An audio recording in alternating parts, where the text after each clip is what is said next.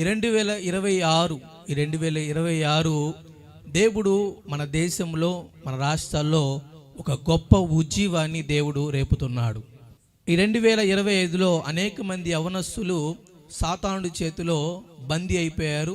అనేక మంది యవనస్తులు ఈ యొక్క 2025లో ముఖ్యంగా మన ప్రకాశం జిల్లాలో, ఆంధ్రప్రదేశ్లో అనేక మంది యవనస్తులు దేవునికి దూరం అయిపోయి సాతాను చేతుల్లో నలిగిపోయారు. ఈ 2026 దేవుడు ఒక ప్రవచనంగా దేవుడు మాట్లాడుతున్నాడు.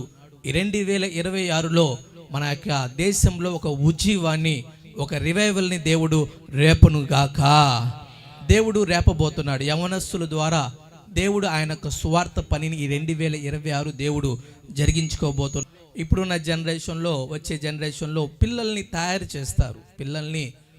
చేస్తారు. రాబోయే రోజుల్లో పిల్లలు సంతానం కలగడము, పిల్లలు పుట్టడం అనేది చాలా కష్టంగా ఉంటుంది. మూడోది, యుద్ధాలు చాలా దారుణంగా యుద్ధాలు అనేది ఈ 2026లో మనము చూడబోతున్నాము. కాబట్టి దేవుడు యుద్ధాలను రాష్ట్రాలపైన, దేశాలపైన ఎలాంటి హాని లేకుండా దేవుడు మన దేశాలని క్షేమంగా ఉంచులాగున మనందరం ప్రార్థన చేద్దాము. నాలుగోదిగా చూడండి, 2026లో ఫైర్ యాక్సిడెంట్, అగ్ని, దేశాలపైన అగ్ని, రాష్ట్రాలపైన అగ్ని, ప్రతి ఒక్క మనుషులపైన అగ్ని అనేది ఈ 2026లో మనము చూడబోతున్నాము. కాబట్టి లాస్ట్ ఇయర్ కూడా ఇదే ప్రవచనం, అగ్ని గురించి దేశాలపైన, రాష్ట్రాలపైన అగ్ని కురవబోతుందని ఇదే లాస్ట్ ఇయర్లో దేవుడు ప్రవచనం ద్వారా మాట్లాడాడు. ఎంతమంది గుర్తుంది? అలాగా చెప్పిన వెంటనే చూసినట్లయితే లాస్ ఏంజల్లో ఫైర్ యాక్సిడెంట్ జరిగింది. అలానే ఈ బస్సుని మనము చూస్తాము. కర్నూలులో బస్సు ఫైర్ యాక్సిడెంట్ జరిగి యాక్సిడెంట్ ద్వారా అనేక మంది మరణించారు. ఆ తర్వాత అనేక చోట్ల అగ్ని ప్రమాదం అనేది జరిగింది. చూసినట్లయితే ఇవన్నీ మన బైబిల్లో మనం చూసినట్లయితే అగ్ని ఎప్పుడు కురిసిందంటే సొదొమ పట్టణం పైన దేవుని భయం లేని చోట ఆయన ఏం చేశాడంటే అగ్నిని కురిపించాడు. ఇజ్రాయేలు ప్రాకారాలను ఆయన ఏం చేశాడంటే ఆయన అగ్ని చేత కాల్చివేయబడ్డారు. అవునా కాదా?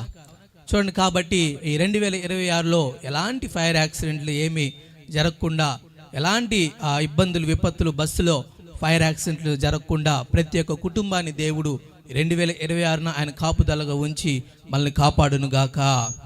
ఆ తర్వాత ఒక షిప్ యాక్సిడెంట్ని ఈ యొక్క 2026లో ఒక షిప్ యాక్సిడెంట్, ఒక పడవలు మునిగిపోవడం, అంటే తుఫాను, లేదంటే ఏదైనా పెద్ద ప్రమాదం, లైక్ ఎలాంటి అంటే ఇప్పుడు చాలా ప్రాణ నష్టాలని జరుగుతున్నాయి. టైటానిక్ షిప్ ఎలాగైతే ఇలా అయిందో అలాంటి ప్రమాదాలు ఈ 2026లో జరిగే అవకాశాలు ఉన్నాయి. కాబట్టి అలాంటి ఏమీ జరగకుండా మనందరం ప్రార్థన చేద్దాము. ఆ తర్వాత ఆరోది వైరస్, ఒక వ్యాధి అనేది రాబోతుంది. ఆ వ్యాధి ఎలాంటిదంటే ఒక ఎలక్ట్రానిక్ ద్వారా ఆ యొక్క వ్యాధి అనేది రాబోతున్నది.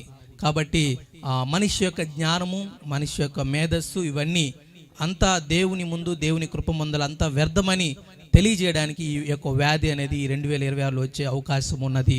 కాబట్టి దానికోసం కూడా ప్రార్థన చేద్దాం. ఈసారి ఎలాంటి వైరస్ అంటే మొబైల్ పట్టుకుంటే వైరస్ వచ్చే అవకాశం ఉంది. అర్థమైందా? మొబైల్ పట్టుకుంటే వైరస్ వచ్చేది, మొబైల్ పట్టుకుంటే వ్యాధి వచ్చేది. డాక్టర్లు చెప్తారు మొబైల్ ఎక్కువ చూడకూడదు, మొబైల్ ఎక్కువ యూజ్ చేయకూడదు, ఎక్కువ క్యారీ చేయకూడదు. కాబట్టి 2026లో అలాంటి సూచనలు వచ్చే అవకాశం ఉంది. కాబట్టి మనము దేవుని భయం కలిగి ప్రార్థన చేద్దాము.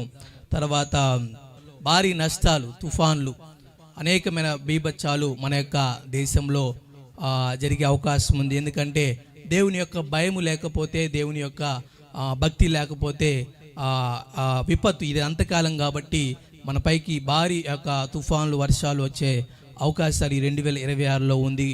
మన యొక్క దేశంలో దేవుడు కలుగు చేయలాగున మనందరము ప్రార్థన చేద్దామా? ఓకేనా? ఎంతమంది ప్రార్థన చేస్తారు? 2026లో దేవుడు ఒక ఉజ్జీవాన్ని మన దేశంలో దేవుడు రగిలించునుగాక. గట్టిగా చప్పట్లు కొడదామా?